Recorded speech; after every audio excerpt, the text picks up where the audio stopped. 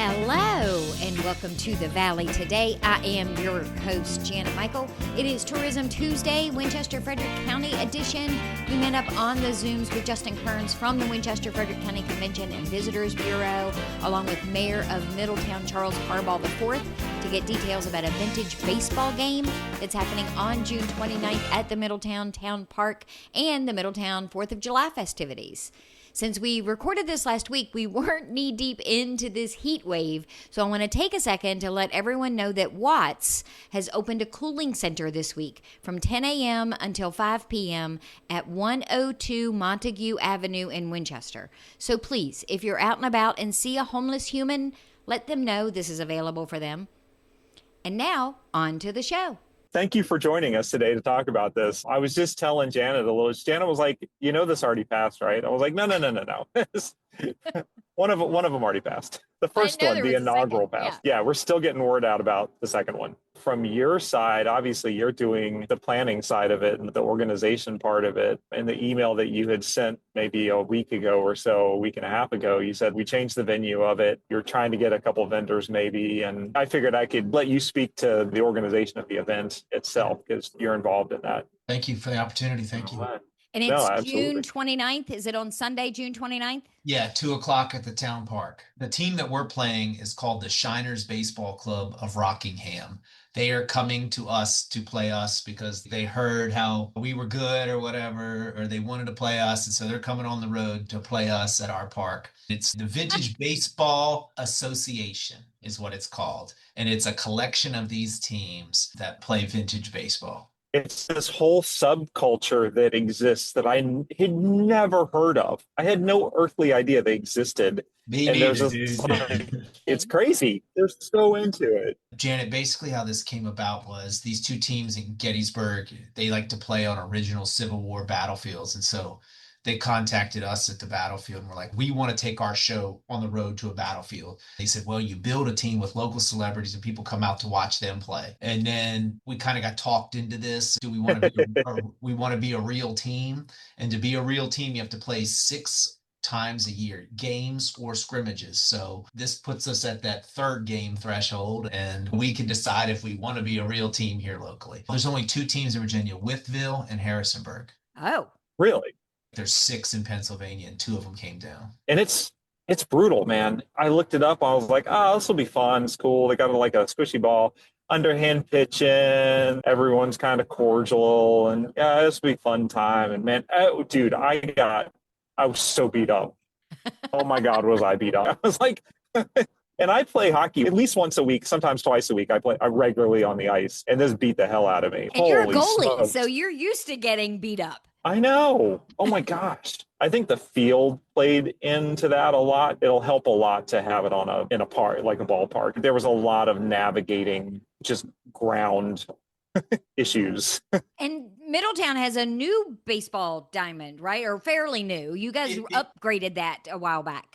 Janet, it will be on our original one. They like rustic stuff. It's important to remember the whole town was a battlefield twice that day, when the South pushed the North in the morning and the North pushed the South in the evening. And so the battlefield is not just down by the battlefield. The whole town was.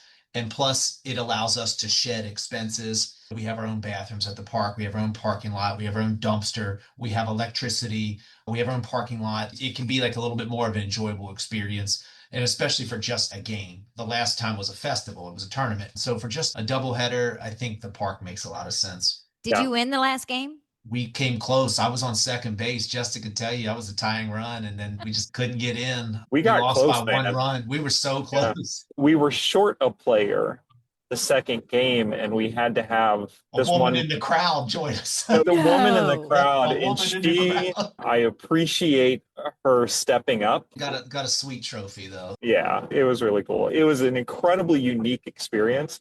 And when I posted it on my Facebook page, hey, I tried something new. I thought people were gonna be like, whatever. But oh my gosh, people loved it. Where they're like, oh my gosh, how do I get involved in this? That looks so awesome. How do I start one of these teams where I live? Like, okay, I guess that was interesting to people. I don't know. Again, it's a thing that I didn't even know existed. It's a whole culture out there. And I think when people find out about it, it's something very different. And it's something that you don't have to be a professional baseball player to step up and play in this. These are just men and women that are just whatever. But when you say celebrities, though, are they celebrities or are they just your regular residents or people that maybe played softball or that sort of stuff? I try to get the people with the biggest followings. I've got the Commonwealth's attorney in Clark County. I have Justin. I got people from the fire department. There's people that I thought could bring some tourists to the game or spectators to the game for the fundraising aspect. It's a new thing too, so people don't know. Yeah, they don't People know. have And then no idea. you're wearing a handmade jersey. So where do the jerseys come from? Does the association, Sutler- the Vintage a Baseball Sutler- Association, provide them? A Sutler made them. You know what they are? They sell the period wear for the Civil War. They have those tents at the reenactment. They sell the period stuff. That is cool. Yeah, it's legit. The jeans were the worst because it was like an 85-degree day and it was humid and I'm wearing these like heavy black jeans and I was like, I'm going to die. It was so hot, but that's how they played. That's what they had to wear. They weren't wearing shorts back then. That's what they were wearing. So there's a lot of authenticity to it, the baseball bats and the ball. And Oh, so yeah, what about the bats and the ball and the gloves and things like that? They didn't have gloves, so they just had No bats gloves. and balls. And then this other team is bringing them until we decide what we want to be. And that's what Justin's talking about, the pants. There's a professional pants, but we didn't really want to sink a lot of money into this if it wasn't going to be successful. We were impressed by it. And I just have been trying to communicate with these 10 guys. What do we want to be? Do we want to do this thing or not? And if we want to be a real team, we have to travel and get real pants. This is the first step. Here's something you don't hear every day. We'd have to travel and get real pants. Yeah. as long as I can schedule it far enough out, I'm all over it. Are you planning to do other things at the game? Will somebody be there selling hot dogs, for example? Yeah, we got a food vendor coming. It's evolving. I've been busy July 4th planning and then trying Oh, to, right. They pick the date. I let them pick the date since they're coming to us, and then they sent June 29th. So I'm tacking on things, an announcer with rosters and talking about the rules and how it was back then and those things. So It sounds like it's going to be a blast. You Yeah. might even get me to walk the couple of blocks down to watch it. I think it'll be more funny than a blast, but we'll see. It'll be I mean, entertaining for sure. I thought we were going to get annihilated, and we won our first game, and then we ended up kind of by default in the championship, and we almost pulled that off. Double headers are hard. Yeah, and this was going to be a triple header. This was supposed to be 3 games, the original of the festival. So that was rough, man, not knowing what we were doing and then figuring out the game, like we would do something stupid. And they were very gracious. You'd do something stupid and they'd be like, yeah, no, you're out. So what did I just do that I was at? What did you do, Charles? You did something. They were like, you're out. And you were like, wait, what? Wait, why am I out? It was a base running thing. It was something to do with base running. I can't remember what it was, like totally obscure rule. And it's like any one of us would have just gotten out. Like, You can't lead off, Janet, on a foul tip. You have to get back. You have to be on there. There's a lot of weird rules in that. And It probably is interesting to see how the game has evolved from when they played it then, not just from the equipment and the uniforms, but for the rules too. Yeah, the person at first base has to be really good. They have to catch a lot of stuff thrown their way with no glove. It's a lot of fun. it's a big full-on field. So it's not like it's a T-ball field where you can underhand the ball. You've got to huck that ball from shortstop or second, wherever, and it's coming at you hard at first base. That's a full baseball throw, and you don't have a glove. There are no gloves. So you just have to catch the daggone thing barehanded. Is there anything else about this game, Charles, that you want to make sure people know? Just fun history of the game. It's a good time of year for this. We're excited they're coming this way to play us. This is a good opportunity for us and for people to see a game for just a donation to Cedar Creek Battlefield Foundation. So last time there was a charge. There's no charge this time. It's just a donation if you can. Just trying to bring this product to a lot of people. And people should reach out to you if they're listening, because this show, we're recording a week before the show is airing. So people are listening on the 24th of June. It might be too late to get them in to play in the game on the 29th. But if you know that you've got people that are willing to commit, you might be a little more open to committing to the rest of those 3 games to make yourself official. That's right, Janet. We've got a 10-man team right now. And then if one person gets hurt, one person can't make it, then we're in trouble. So yeah, this is an opportunity for people to see if this is a thing for them and if they like it and they want to do it. And it's fun. Like, you can come and root for your community. It's not like you're coming and rooting for the Red Sox, right, or the Washington Nationals. This is your community. It's a community team. It's not a bunch of random people. It's people you know in the community here to support our community as a team. So it's a lot of fun to do that. You can just be rooting for Middletown, right? It's a fun thing to come and root for the people that you know out there. And it's funny too. Like you make some goofy mistakes and it's funny. There's a lot of laughs, but there's some skill in there too, man. There's some big hits. There's some big throws. There's some sliding outs. Yeah, I think you're not supposed to slide, but they kept sliding. Anyways, there's some close plays. There's some good athleticism that goes in there too, but there's also a lot of goofiness too. So it's just a lot of fun. It's totally different. If you've watched a baseball game, this is totally different. And it's Sunday afternoon, so it's a quiet time. Usually there's not a lot of things on the schedule for people. There's no kids sports going on or anything. It's a good kind of lazy afternoon to come and support and just have a little bit of fun. Charles, you mentioned earlier that you're knee deep in the middle of planning and putting the final touches on the July 4th celebration. Give me all the details for that. We've got a whole schedule of events out that we've got posted, and we've got a whole flyer. We've got skydivers. We've got our first inaugural hot dog eating contest. We've got about 40 crafters, a lot of games lined up, and we're looking forward to it. Grand Marshal announcement. We've got some good names coming to town, but we're excited to be back to one day. It's hard on staff and hard on volunteers, this day and a half thing, but it's going to be the biggest fireworks show in terms of money and time spent. But a whole schedule of events, margarita tastings, smoothie tastings, wine tasting. Everybody's doing something in town. And then there's a parade. 5:00. Yep, that's right. Yeah. And that parade's a big thing. A lot of people come out for that parade. We're the only parade within an hour's distance, so we get a great crowd that comes out for that. I love the fact that you don't compete locally with anybody else around. The city does theirs on the 3rd, and then you guys do yours on the 4th. We're so lucky here. We get two great, totally distinct, totally separate, totally unique opportunities and two different experiences. Yeah, I'm talking to Conyer on Thursday about what they're doing in Winchester for their 4th of July, or their Red, Third. White, and Boom, I think is what they've renamed their festivities. Okay. All right. Nice. But it's really cool if somebody's listening and you haven't been to the Middletown one. It's such a great blend of a small community celebrating itself and celebrating the festivities and people coming in from all over the place too. So it's a small community opening itself up to people from all over the place. And it's really a great crowd. It's a very positive crowd. It's a very safe environment. It's a really good place to bring your family and your kids. And it's really family focused. I love that about it. So if you haven't been, absolutely do it.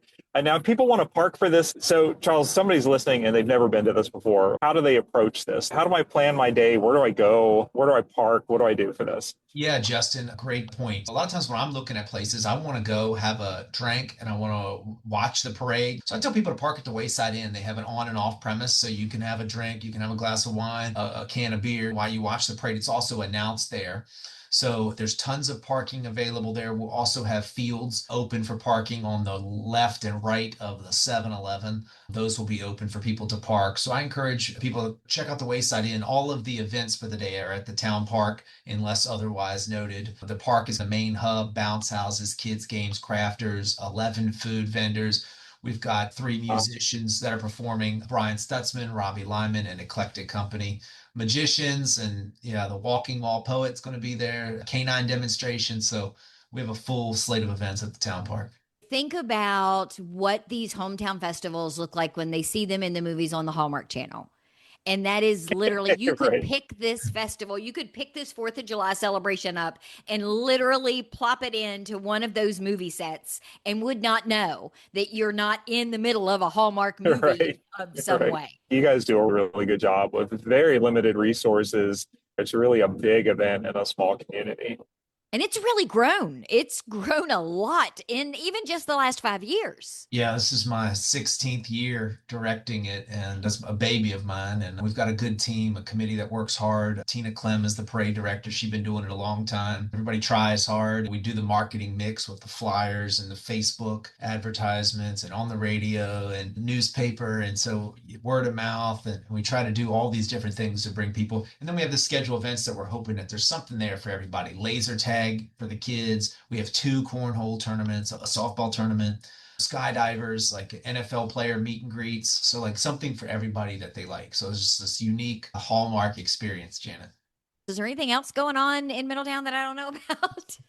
You bringing insight to both these events has been wonderful. So June 29th at the park and then July 4th, 5 days later, we'll be back at it again at the town park. I think it's a great introduction to people. They can come and watch the ball game, have a blast, get to know the lay of the land, maybe even identify a parking space. I have a select group of friends, and they know who they are, that always text me before the July 4th thing to ask if they can park in our yard, because we're literally like 3 blocks from the park. So there's a select group of people that, as long as they bring me a funnel cake when they come back to their cars, they are allowed to park in our driveway and in our yard. For the baseball, I just thought of this. One of the most bizarre things of that whole experience was the umpire. Do we have the same guy, or do we have an umpire for this? I tried to book that same guy, but he was busy. But yes, that guy is, the umpire back then was different than today's umpire. So it was very unique. Yeah. Picture Colonel Sanders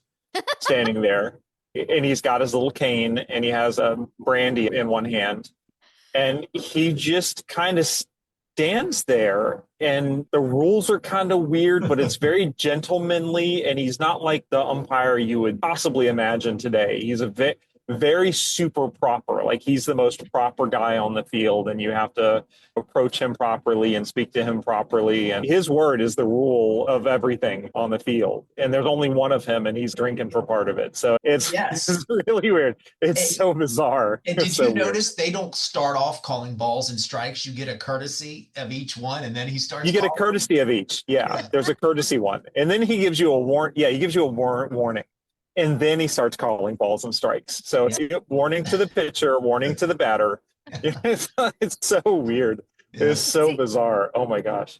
I was going to volunteer to be an umpire until you told me he doesn't yell at people, and that's my forte. So that's not something I'm cut out to do. Proper isn't my thing. Oh my gosh, I had to get used to that. I'm so sad that I'm going to be missing them. I'm not going to be at this one. I have a family commitment. So when the date came up, I could do the morning, but I can't do the afternoon, and my family thing is locked in, and I can't bail on my son. I can't be at this one, but do us proud and get a W there for us. Yeah, everybody come out and watch. It's a good time. It's a really good time. Justin, anything else going on across the city or the county? People should go to your website to get more details? Oh, not much at all. No, nothing. So Renee, she's managing all of our social media and our website and our event calendar. So you just go on visitwinchesterva.com and click on the events tab. You'll get a nice calendar there, and it has all the events on there. It has all the stuff county-wide. So you've got city, county, all the towns, all that stuff on there. So it's a really good calendar. And it's just a lively time of year. Everybody's done with school for the year, and there's just a lot going on. And then we're going to blink twice, and it's going to be fall. Yeah, I hope so, because it's going to be 100 degrees. So I'm ready to blink and have it be fall. Oh my goodness. Oh, it's going to be so hot. Yes. Lots going on. We just had the farm crawl. That was just over. If you missed this farm crawl, it was very successful in the Frederick County Homesteaders Organization. They do a great job with farm crawl. We just peripherally support that. If you missed this one that just happened a week or two ago, they do one in the spring and in the fall. So there's another one coming around. Don't feel bad if you missed this one. You can come to the fall one. It's very similar in nature. So just look up Frederick County Farm Crawl. And then Renee is going to be on next month talking about our Hungry to History event, which is a county-wide, actually it's 2 counties and several towns and the city of Winchester, a whole bunch of different sites doing history and food paired together events. So that's a really cool thing, and Renee is going to be on to talk about that. And then, Charles, where should people go to get more details about the baseball game and or the 4th of July? The town's website, would that be a good first place? The town's Facebook page would be a little bit better. We have some information on our website. We've got the flyer, but definitely the ball game. We're rolling that out now, trying to get the word out about that and finalizing our roster to take on the Shiners of Rockingham County. We're looking forward to it. We've got a great roster of local guys that everybody knows. Jay Foreman, Matt Bass, Patrick Bankiper, Tyler Greatorex, Forrest Lyman, Dr. Tom Liskey, Brady Marston, Richard Price, and Corey Seymour. And we're really going to miss Justin this week, but we're going to hold Justin Kearns down until he gets back. So awesome. I think it's going to be fantastic. Thank you both for meeting up with me on the Zooms to give me the details today. Thank you. Thanks for having me. My pleasure, neighbor. I will be back tomorrow with a brand new episode of The Valley Today, a few minutes after noon. We're going to meet the kids that recently graduated from the Arising Leadership Program of the Top of Virginia Regional Chamber. As we're recording today, I'm going to their graduation tonight, but that's what you're going to hear on the show tomorrow, a few minutes after noon. So meet me here then.